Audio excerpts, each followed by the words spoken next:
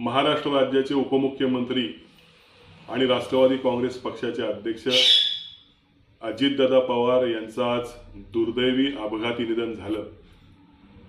एक कोकणवासीय म्हणून मला याचं दुःख आहे। आदरणीय अजितदादांच्या आठवणी माझ्या बाबतीमध्ये भरपूर आहेत। मी खेड नगरपालिकेचा नगराध्यक्ष असताना खेडवासियांना कोविड काळामध्ये त्यांनी अत्यंत चांगली मदत केली होती। हे खेडवासीय कधीच विसरणार नाहीत।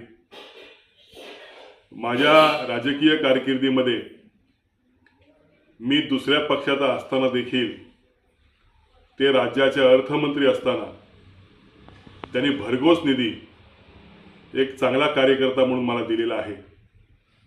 सातत्याने त्यांनी मला प्रोत्साहित केलेलं आहे आणि सातत्याने त्याने मला पुढे जाण्याच्या संदर्भात मार्गदर्शन केलेलं आहे। खेडचं जे कोविड सेंटर होतं त्या कोविड सेंटरला त्यांनी मोठ्या प्रमाणावरती निधी दिला।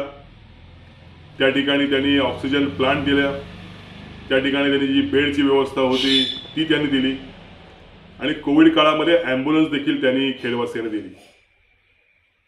त्यांनी खेड नगरपालिकेला भेट दिली। आज खेड नगरपालिकेची जी नगराध्यक्ष केबिन आहे ही नगराध्यक्ष केबिन त्यांच्या सूचनेनुसारच मी त्या ठिकाणी तिचं रिनोव्हेशन केलं किंवा त्या ठिकाणी ती बनवली। हे संपूर्णतः अजितदादांनी सांगितल्यामुळेच मी करू शकलो।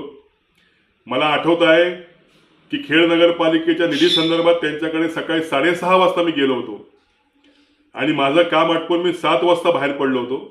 एवढ्या सकाळी काम करणारा एकमेव या महाराष्ट्रातला नेता म्हणावा लागेल। आज ह्या अशा नेत्याला आपला महाराष्ट्र मुकलेला आहे। महाराष्ट्राचं हे मोठं नुकसान आहे, हे कधीही भरून येणार नाही। माझ्यासारख्या या तरुण किंवा नवीन कार्यकर्त्याला याचं अति दुःख आहे आणि हे दुःख कधीही भरून येणार नाही। अजितदादा, तुमचा हा आदर्श, तुमचे काम करण्याची पद्धत याचा आदर्श घेऊन पुढे आम्ही वाटचाल करू। तुम्हाला या कोकणवासियांच्या वतीनं भावपूर्ण श्रद्धांजली।